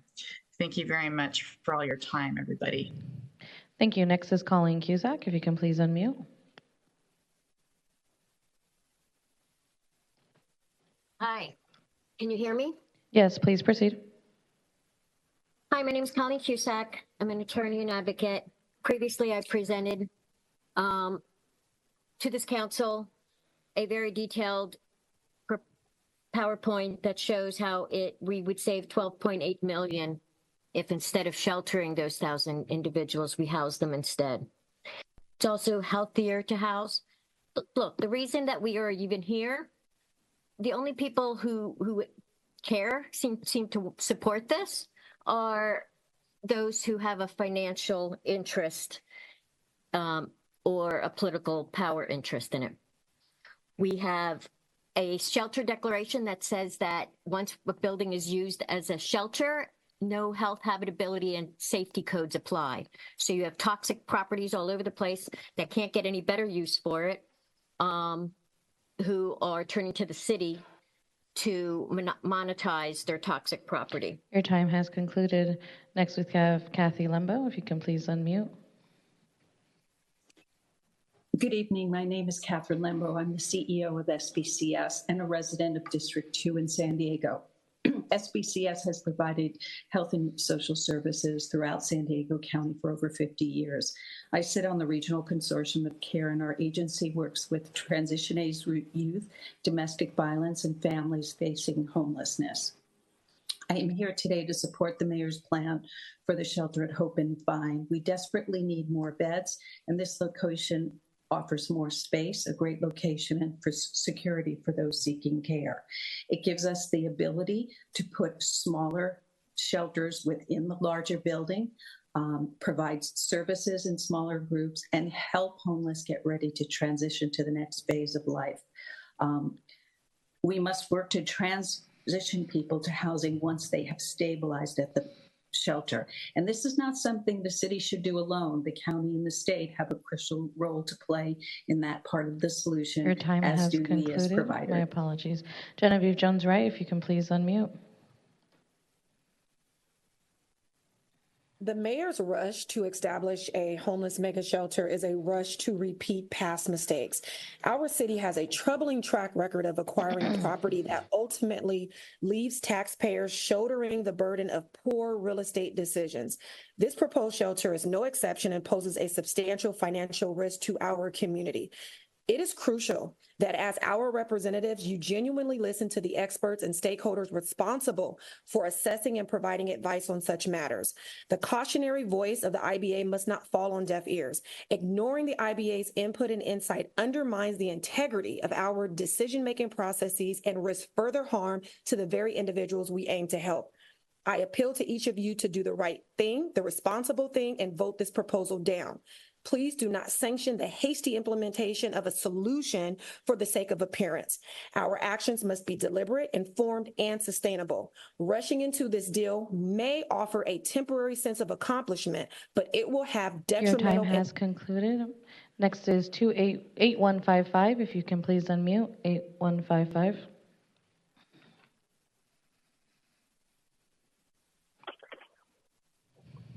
Good evening. This is Maria Severson. I'm one of the attorneys who is citing the 101 Ash $92 million waste. Now, has the city learned nothing from 101 Ash? Now, council members, you were not there in 2016, but Mayor Gloria was. He proposed it as a council member back in 2016 when he was part of the Land Use Committee. He now proposes a redux of 101 Ash. It's the same deal. There's no RFP from 101 Ash. Why isn't there one here? The building was as is then, and look what they got. What does that mean here? The lease does the same thing. There's an owner building report and appraisal, but no city report and appraisal.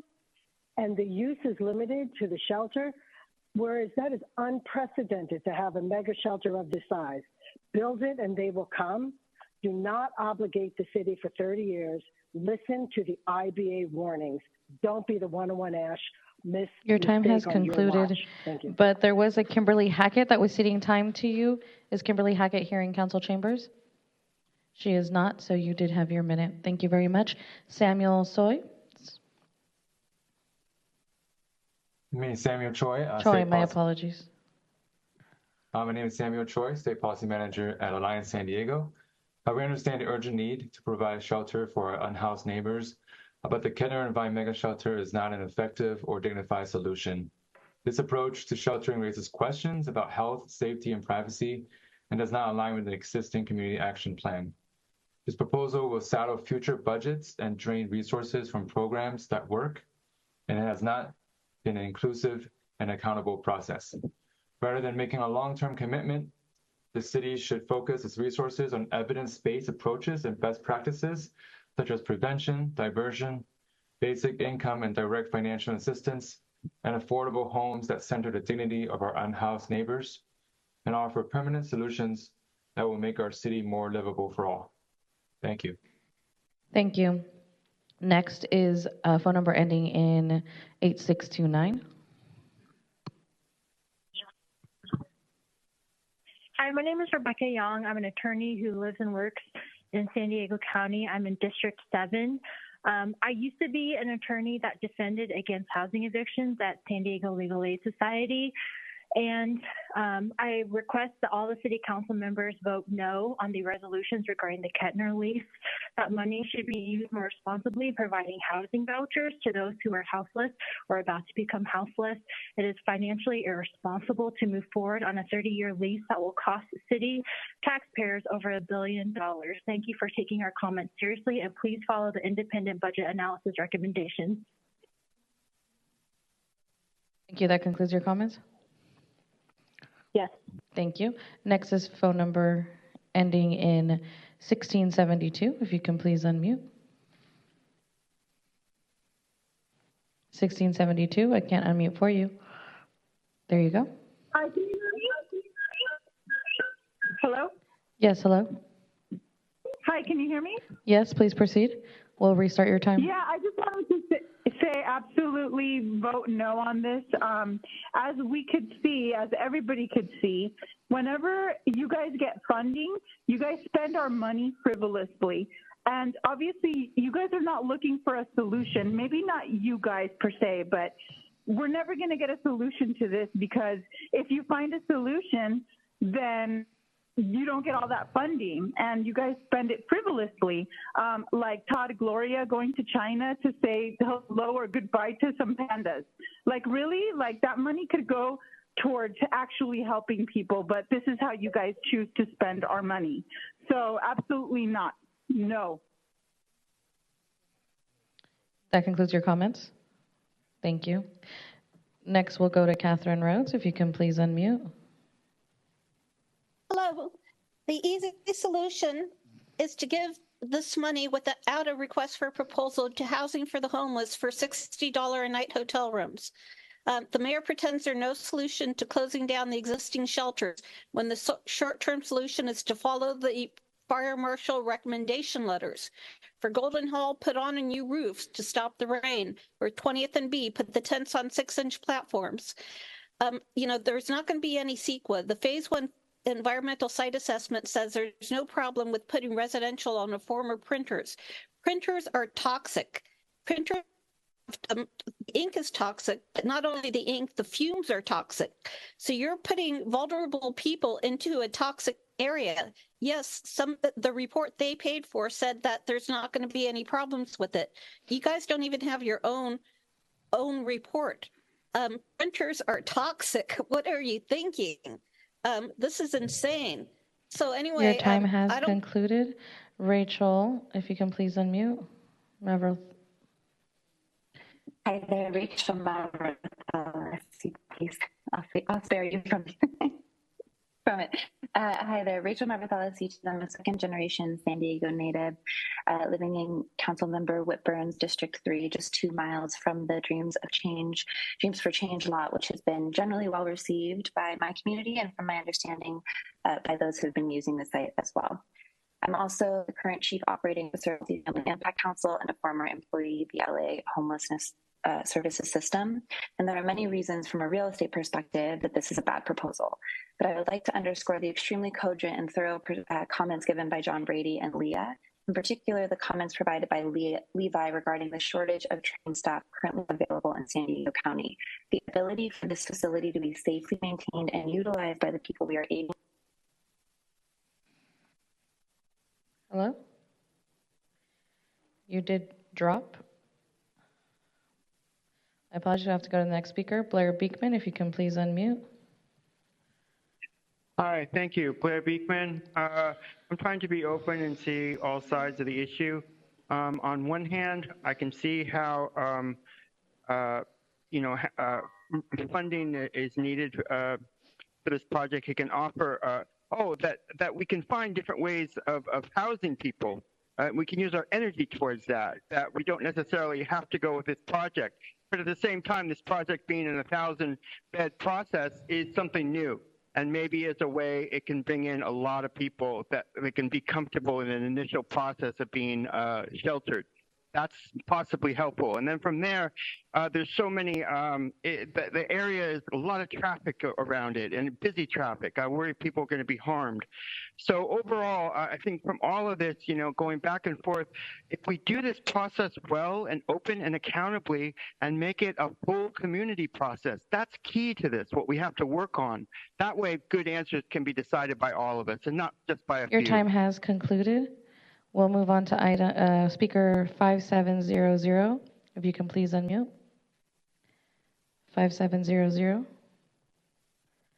Hi, my name is John Wee, community organizer of San Diego here. I'm calling in to urge you not to vote for this because looking at the number, y'all have to listen to the IBA office during the budget process. Everybody depends on that office for a really good analysis. And then in my good analysis, you choose not to listen to it, then our action is not in order here. And secondly, a month ago, the entire community had to come out, fought tooth to nails to win back on their equity.